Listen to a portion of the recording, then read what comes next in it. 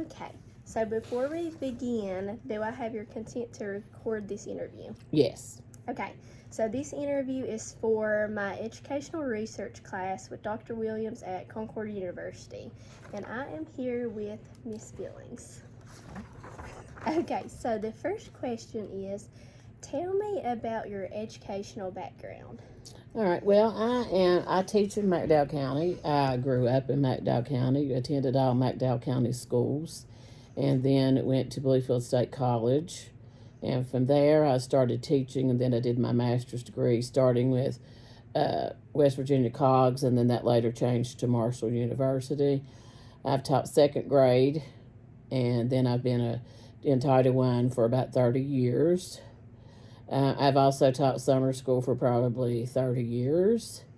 So I've taught math, science, reading, PE, music, all that stuff at one time or other during summer schools. And last year I was a virtual teacher, so I covered all the subjects. So. Okay. Why did you choose to become a reading specialist? All right, one of the reasons that I chose to be a reading specialist is because I absolutely love to read, and I want kids to like reading, so I've always tried to make reading fun, because my best memory of school was my first and second grade teacher read to us every single day. So, and we didn't have anybody that couldn't read, because we were all interested in reading because she made it interesting.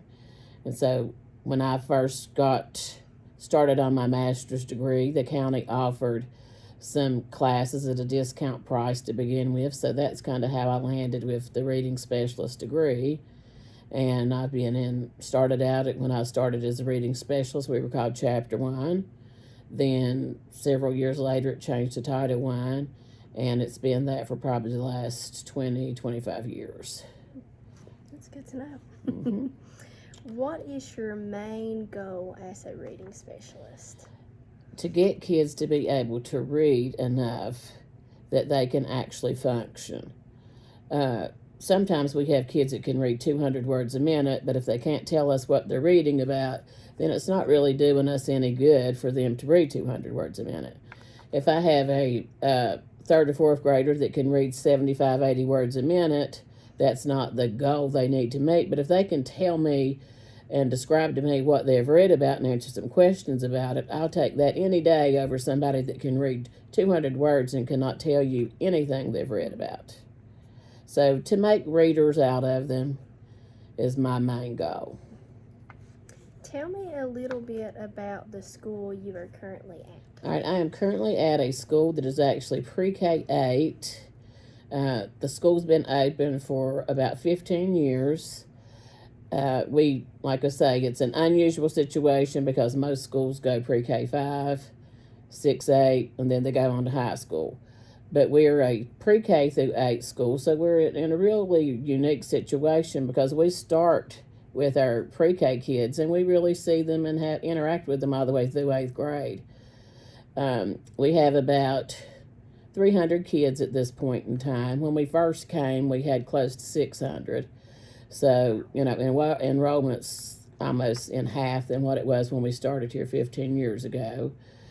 We have a lot of kids coming to us with not much in their reading vocabularies. We get them in kindergarten and pre-K, and they're just more like babies when we get them. So, it's a hard job to try to get them speaking correctly.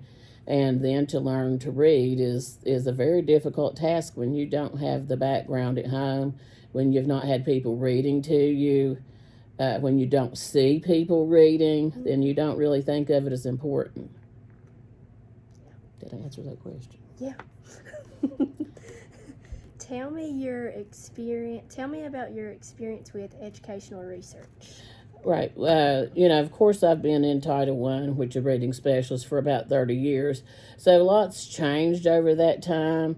But most of the things that stayed consistent, no matter how many times you research it or whatever, is, a basic sight word list and simple decoding skills. So We belong to lots of reading magazines that cover those things, and it's been for 30 years. Those are the things that we need to get done. If you look at any research in reading, you're going to see sight words and decoding is your biggest obstacles.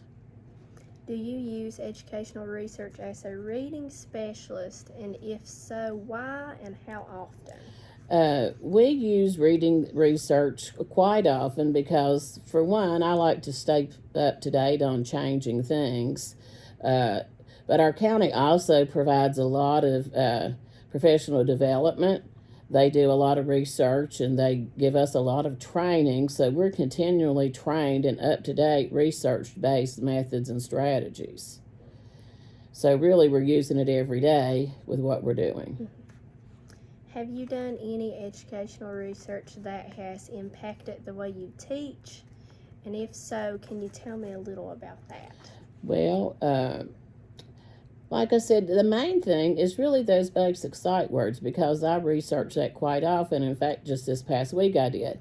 And it's still using, talking about how important they are and using games and things to keep kids' interest. Because if we don't keep them interested, they're not going to be interested enough to learn any of the things we're teaching. So we have to try to, following routines. Most research tells you to keep with the routine. So following routines and making it fun and, getting those sight words in there. We have lots of different games we do to practice those things during the week, and, they really work.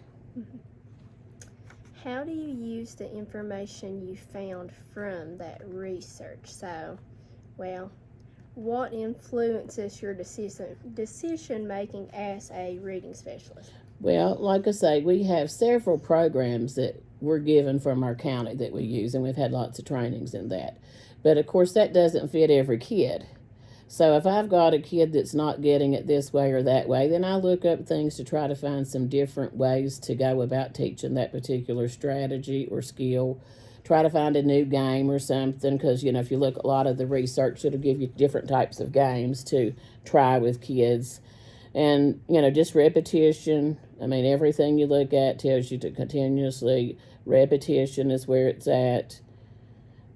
Kid needs to see sight words, hundreds of times, especially a kid that has trouble reading. They need to see it maybe 1,000 times. Does your school currently use a reading program, and if so, what is it? We do. We have, for our interventions, we have some pretty solid things in place. With our K1, we use a STAR reading system, and that we take a look at the reading clipboard checks, which each week teachers check their kids on the letters, the sounds, the words that they've gone over. And then we do Dibbles testing, phonics screener testing. So we put all that stuff together, teacher observations and that sort of thing. So that's what we use for our everyday strategies and for our K1 interventions. Then for our 2 through 5 interventions, we implement a program called Phonics for Reading, which is a very solid decoding, reading strategies in it. And we have been trained with an Ashlock, that's a research-based company out of California. We've actually had those specialists in that work with us to make all these interventions solid. Have you found any interesting activities during your educational research that helps keep students engaged? And if so, can you tell me a little Yes, about one of the biggest things is kids still love bingo. We make our own bingo games. We use basic sight words. We use words from our intervention classes, and we play bingo because we have a solid hour of intervention time. So we do our research-based activity for about 40 to 45 minutes of that. Then we take about 15 minutes and we do games. We have a game that we call Bang, and we have the words in a jar, and the word bang is in there a few times. And, you pull out a word and you have to be able to say the word, and then if you get banged, you have to put everything back. And it's just fun, but the kids, are learning words and they have no clue that they're really working. They think they're playing. So games are a biggie. I love that. Okay, last one. What is some advice you would give someone who is going to school to be a reading specialist? Well, my biggest advice would be go for it, because I love my job. I absolutely love coming to work every day. It's rewarding when you have kids that have trouble reading, and then all of a sudden they take off and they're getting words, or they're learning letters that they've never learned before. It's a very rewarding job. It's not easy, because we usually end up with the lowest kids in our intervention groups, and sometimes you feel very frustrated because you think they're not getting it, but eventually you start to see that little climb up in how many words a minute they're reading, or how fast they're decoding something. So my advice is definitely, go for it, because it is a wonderful job, and there's a pretty good job security in our county with a reading specialist. It's a great program, it's a great program to be in, and you learn skills that you can really, with your reading specialist degree, use in any situation, because if you're a regular classroom teacher, you're teaching reading. No matter what subject you're teaching reading. So learning those things and how to teach them is going to do nothing but make you a spectacular teacher. Okay. Alrighty. Thank you. You're for welcome. talking with You are me. welcome.